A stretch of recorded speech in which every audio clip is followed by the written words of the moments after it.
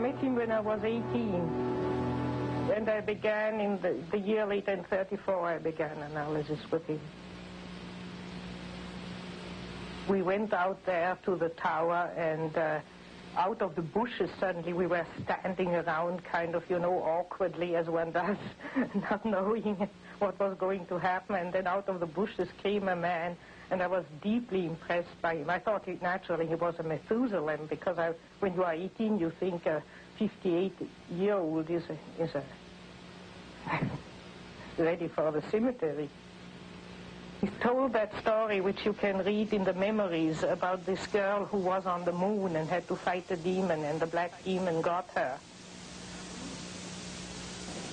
And he pretended, he told it in a way as if she really had been on the moon, and it had happened. And I was very rationalistically trained from school, so I said indignantly, but she imagined to be on the moon, or she dreamt it, but she wasn't on the moon. And he looked at me earnestly and said, yes, she was on the moon. I still remember looking over the lake there and thinking, and either this man is crazy or I am too stupid to understand what he means. And then suddenly it dawned on me, he means that what happens psychically is the real reality. And this other moon, this stony desert which goes around the earth, that's illusion, or that's only pseudo-reality. And that hit me tremendously deeply. When I crawled rather drunk into bed because he gave us a lot of Burgundy, that evening I thought it will take you 10 years to digest what you experience today. And I minded most of all about wholeness, about becoming whole, and that I got at it through my art by always trying to draw paintings that looked whole, animals, primitives, anything that seemed still at one with itself and whole. And he got at it by studying the things that were wrong with people, and then realizing the way to get it right was to find their wholeness, to find the opposite to the thing that was destroying them.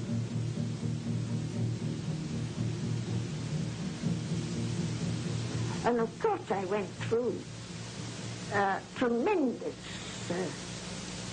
encounter with the unconscious, one always does in analysis, particularly the thing of intellectual. By the way,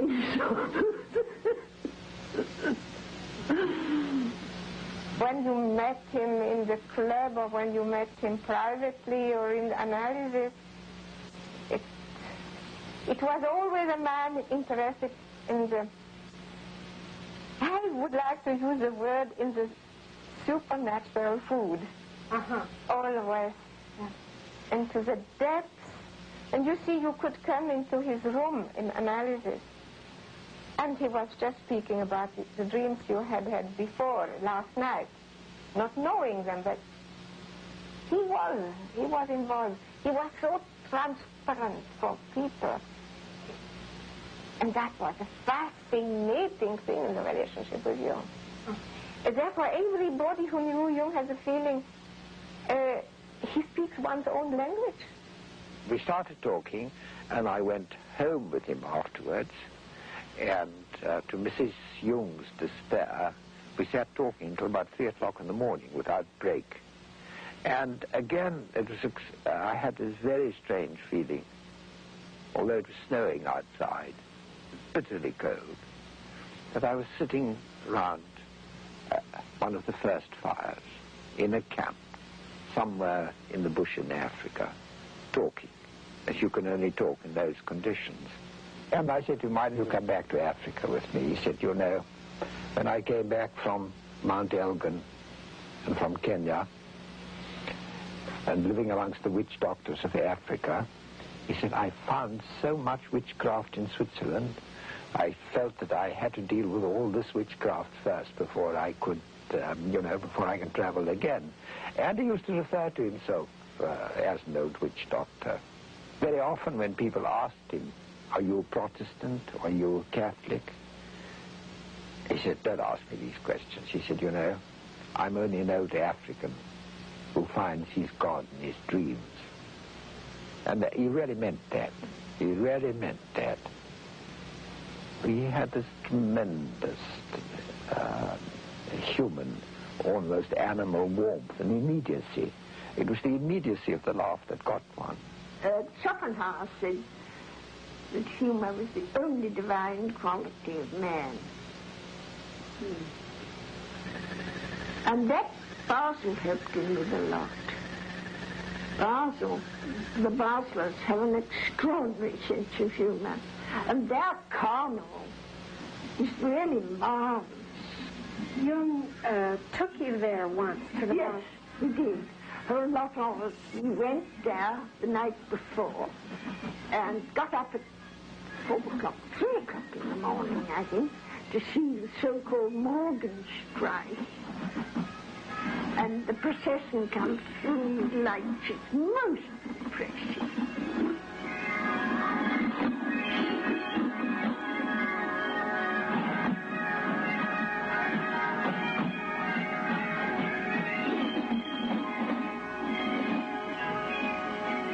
This feeling that he had that if man lived his life religiously, if he lived his life symbolically, then it was almost as if what the theologians called God, and my Zulus called Nkulunkulu, the first spirit, where the first spirit had passed over some of his power and some of his responsibilities to the human being.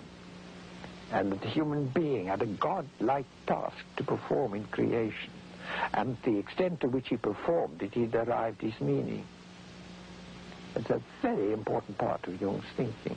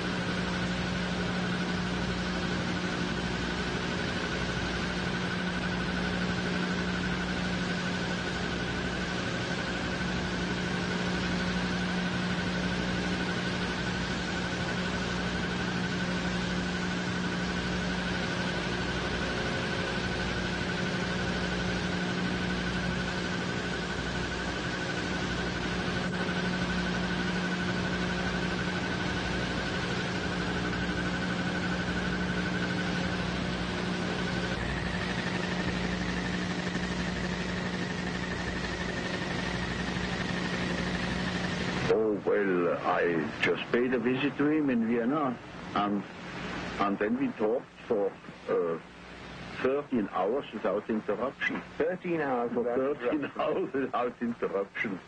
We didn't realize that we were almost dead at the end of it, but it was tremendously interesting.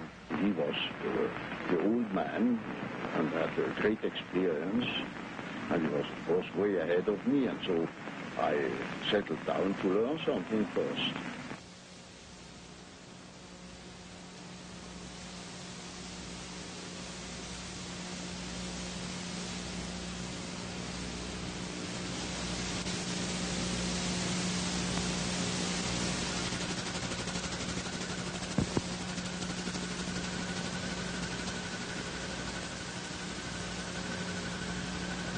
That book, that cost me my friendship with Freud because he wouldn't accept it. To him, the unconscious was a product of consciousness, and it simply contained the remnants. I mean, it was sort of storeroom where all the discarded things of consciousness were heaped up and left. But to me, the unconscious then was already a matrix, a sort of basis of consciousness of a creative nature, namely capable of autonomous acts, autonomous intrusions into consciousness.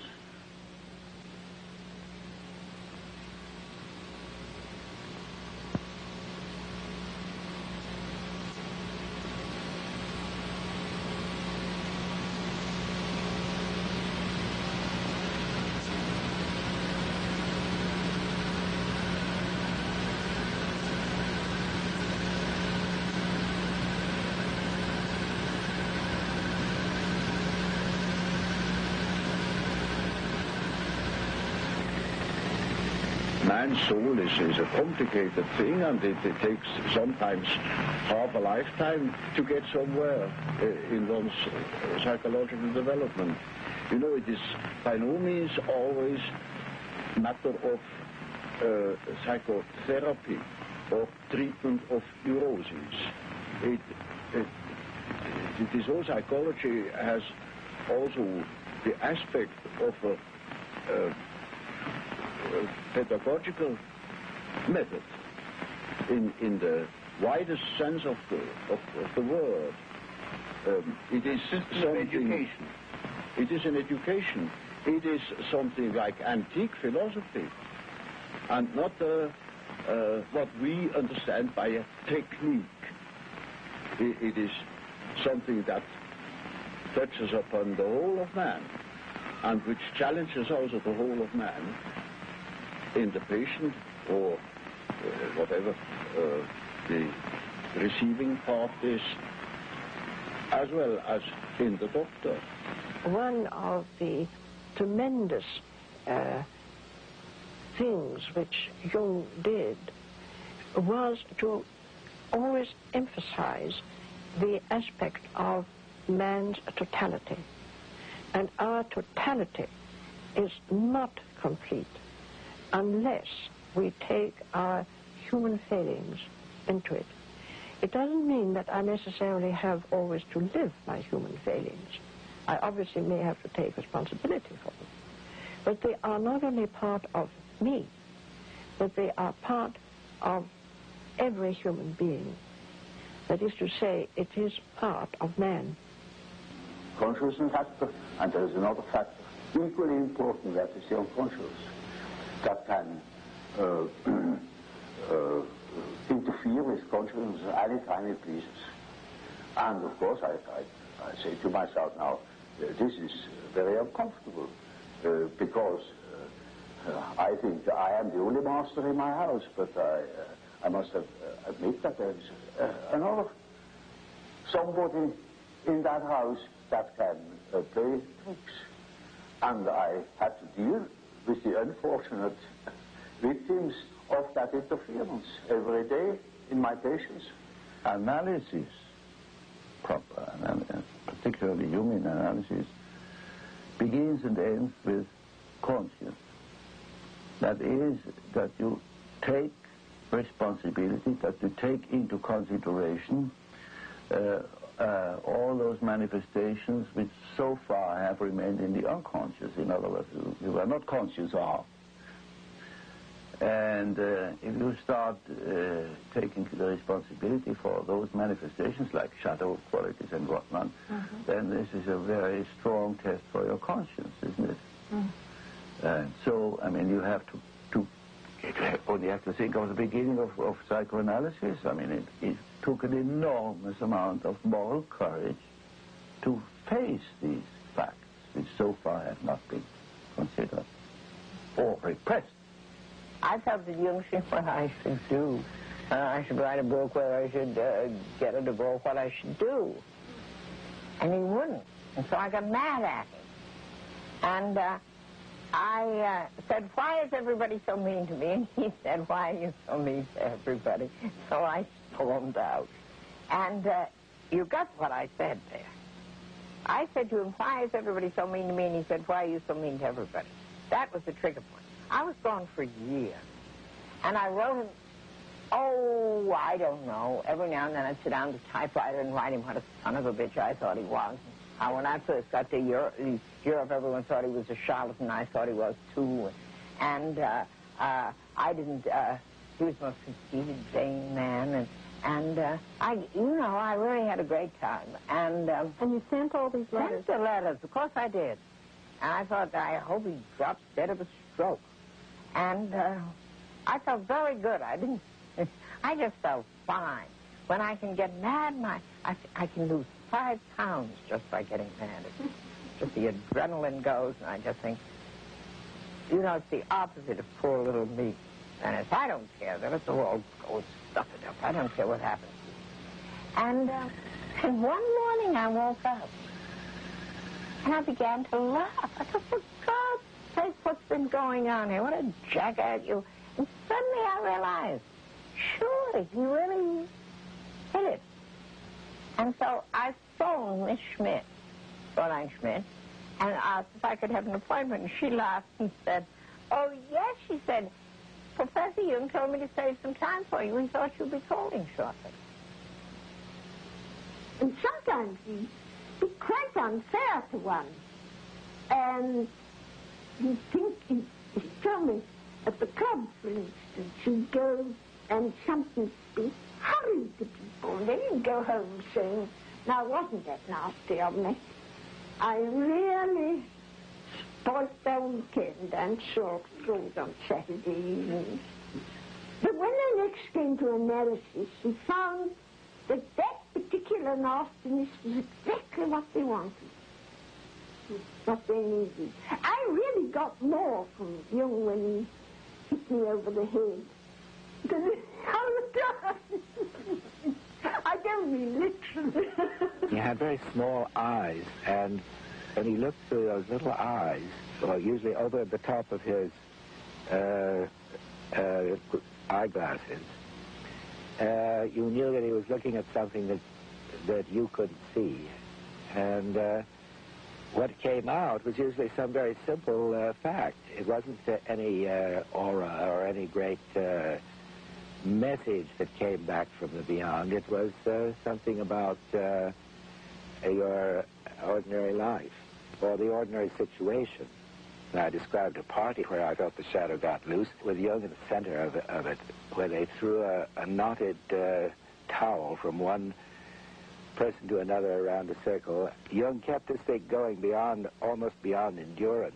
And I fell down and broke my glasses, and somebody else skinned a knee. And at the end of the party, we were all in shambles. But this was characteristic of Jung's intolerance of persona. He was so afraid that the party would stick on a polite persona level that he engineered it to bring out the shadow. And in the end, we all had a marvelous time. We all got drunk, and it was it ended very happily.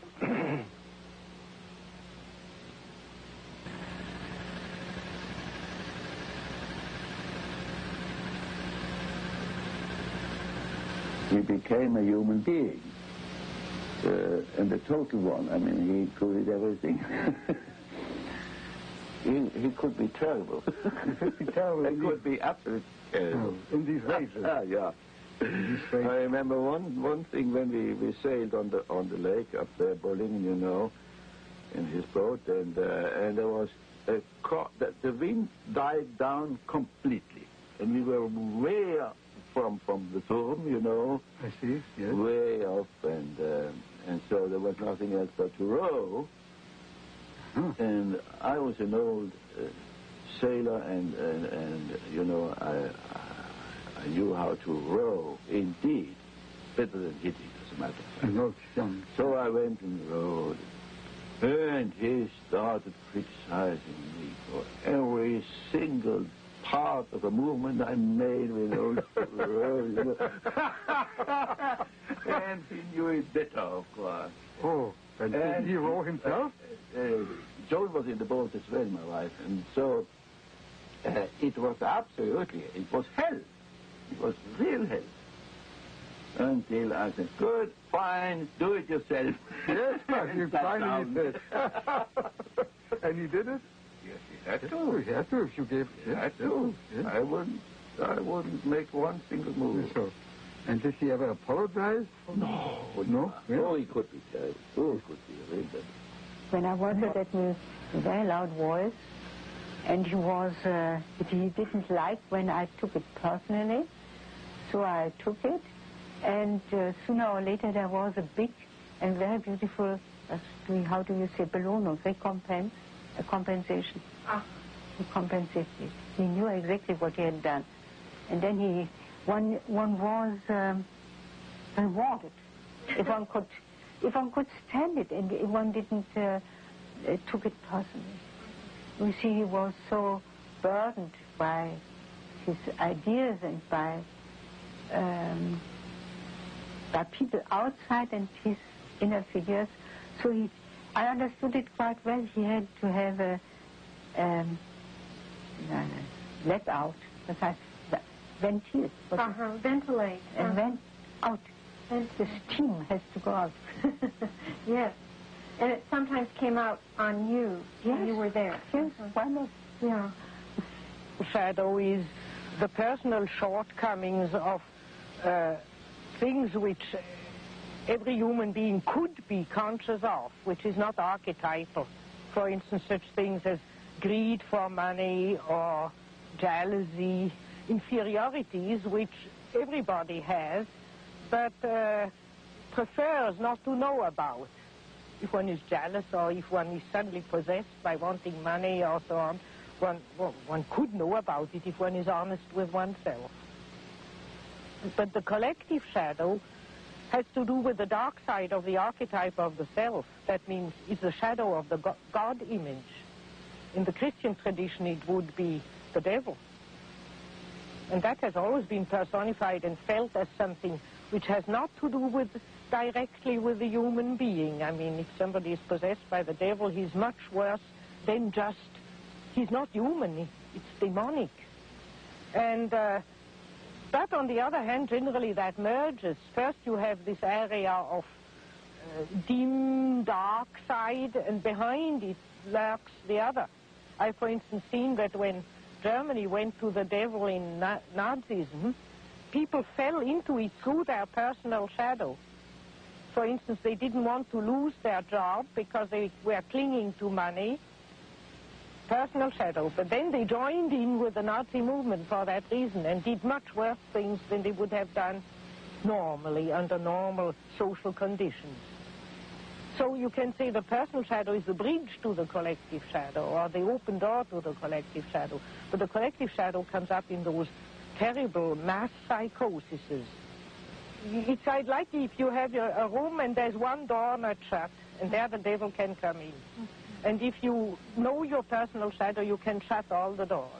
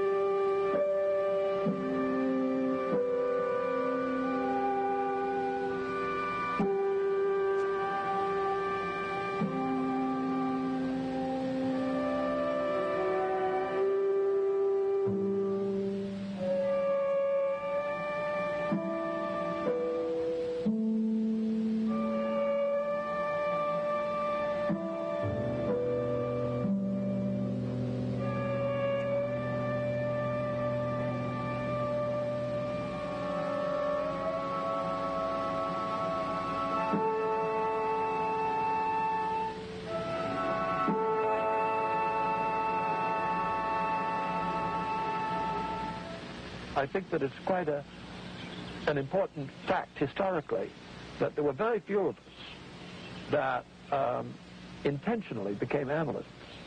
what happened was that we all had neuroses, and we were nice, fat, juicy ones, and we were vibrating like an Aeolian harp in a high wind. And very often this was exacerbated by a marriage relationship. And so that most of us of my generation didn't prepare to be an analyst, but we went to an analyst so that he could tinker with our psyches. And somewhere along the line we'd say, wouldn't it be peachy if I could be one of those too? I have to remember our first appointment, because Joe and I went together, and he talked right over the top of my head to Joe, arranging my appointments. And I finally said, well, where do I come in? And he said, oh, that comes later.